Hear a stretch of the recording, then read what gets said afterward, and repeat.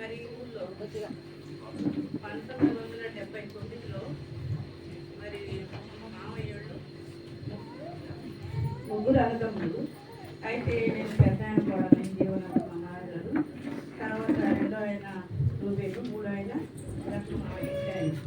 అయితే ముగ్గురు మరి నన్ను ఎంతగా ప్రేమించేవాళ్ళంటే మమ్మల్ని విజయవాడ ఇక్కడికి వచ్చినప్పుడు పరిస్థితులు కులాలు చాలా ఘోరంగా ఉండేది. లైట్లు లేగావు, నీళ్ళు పంపులు నీళ్లు లేగావు, విపరీతంటే మనకు తెలవదు.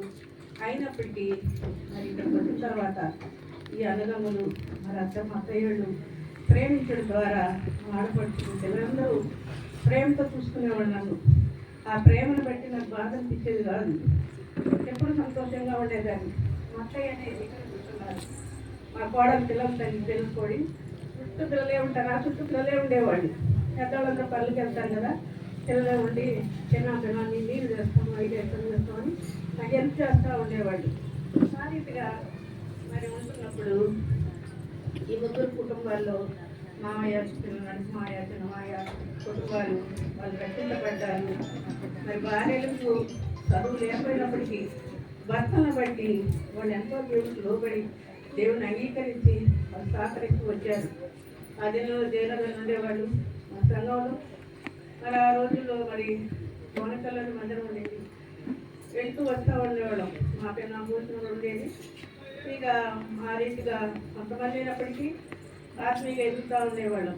నేను ఇంటి కదా పని చేసుకుంటా ఉంటే మామయ్య చిన్నమాయ మా ముగ్గురు నన్ను ఎంతో ప్రేమించేవాళ్ళు. ఎక్కడైనా కనపత్రం తీసుకొచ్చి నాకు ఇచ్చేవాళ్ళు, దేవుని మాటలు మాట్లాడుతూ ఉండేవాళ్ళు. నాకు ఎంతో ఆనందం ఉండేది. మరి మా అక్క చెల్లెలు నలుగురక్క చెల్లెలు మా చెల్లెలు పరిస్థితులు నా ఎందుకు వచ్చేవాళ్ళు మద్దతు పెట్టి ఇట్లా వస్తే ఇట్లే ఉండాలి వీళ్ళతో అని నేను సంతోషంగా ఆనందంగా ఉన్నాను. నాకేం ఇబ్బంది అనిపించలేదు, వాళ్ళ గుర్తు కూడా వచ్చేవాళ్ళు కాదు. ఆ రీతిగా అది ప్రేమను చూస్తూ వచ్చి అనిపిస్తూ వచ్చారు. ఆడపడుతులు కూడా నాకు ఎంతో సహకరించి మరి మా మామయ్య గారు ఇక్కడ వాస్తవాన్ని నాకు తెలియదు కాబట్టి అమ్మాయి అట్లా చేయాలి ఇట్లా చేయాలని నువ్వేం చేయద్దమ్మా, నా పిల్లలందరూ చిన్నవాడు వాళ్ళు వంట చేసి పెట్టి చాలనేవాడు. వీళ్ళు మాత్రమే కాదు మా బంధువులే అందరూ నన్ను ప్రేమిస్తూ ఉండేవాళ్ళు.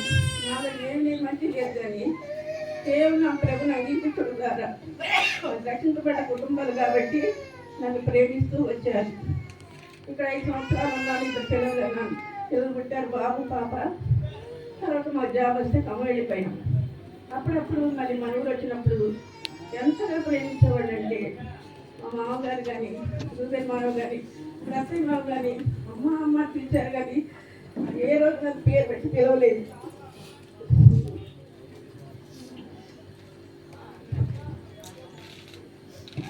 ప్రేమిస్తూ వచ్చారు. అందరూ పక్కన వాళ్ళు అందరూ నన్ను ప్రేమిస్తూ వచ్చారు. అంత ఆత్మీయులు ఎదుగుతూ వచ్చేవాళ్ళని.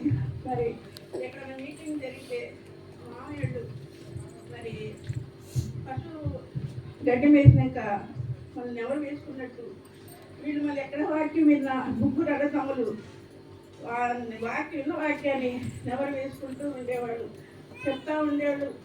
ఒకరికొకరు పురుకొల్పుతూ ఉండేవాళ్ళు.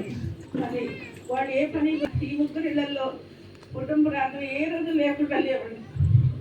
అంత ఆత్మీయంగా ఇలా పెంచుతూ వచ్చారు. వాళ్ళు ఏ పని చేసినప్పటికీ పిల్లలు బట్టుతూ పెంచారు. ఆ అత్తమ్మ వాళ్ళు కూడా మా మాయానికి శాసనసభ వాళ్ళు కూడా సహకరిస్తూ వచ్చినారు. మరి వీళ్ళు ఎంతగా ప్రేమించారు. మా నాన్న చిన్నారు మా అత్తమ్మ కూడా నన్ను ఎంతగా ప్రేమించేది. అమ్మ ఎంతమ్మా ఎప్పుడు వచ్చింది అనేది కూర్చొని పోనిచ్చేవాళ్ళు కాదు. మా రత్తమ్మ కూడా మా తమ్ముడు చేతపడ్డాడు, మా మామయ్య తరఫున చేతపడ్డారు, రూబెన్ కూడా చేతపడ్డారు. ముగ్గురు స్త్రీలు ఉన్నారు. పట్టయ్య వర్తకు చిన్న ప్రభుత్వకి వెళ్ళిపోయింది. అయితే వాళ్ళు ప్రేమించిన కాబట్టి బాధ కలుగుతాం. ఏ రోజు నన్ను విసర్జించలేదు, ప్రేమతో చూశారు. మా బంధువులు కానీ పిల్లలు కానీ మత్తులు కానీ ఆడపడుతులు కానీ చాలా ప్రేమించారు. ఆ దేవుడు నేను మర్చిపోలేదు. ఆ ప్రేమను పెట్టి నా తల్లిని మర్చి వీళ్ళతోనే నేను చూపిస్తాను. మరి ఇప్పుడు వచ్చినప్పుడు కూడా నన్ను ఎంతో ప్రేమ పంపించేవాడు. ఆ ప్రేమ నేను వర్ణించలేదు. మరి ఎప్పుడు 6 పిల్లలు, 3 మగోళ్ళు, 1 ఆడవాళ్ళు కష్టపడి పొద్దున్నే చాడలు దొంగలు తెచ్చి ఇద్దరు కడుక్కొని పెట్టుకొని కళ్ళు పోయేవాళ్ళు. ఏ పని చేసినప్పటికీ మరి దేవుని ఇచ్చిపెట్టలేదండి. ఈ 3 కుటుంబాలు నేను చెప్పగలను లేదు. ఆ రీతిగా ప్రేమించారే కాబట్టి దేవుని ప్రేమించారు. పిల్లలందరినీ మందిరం నడిపించారు.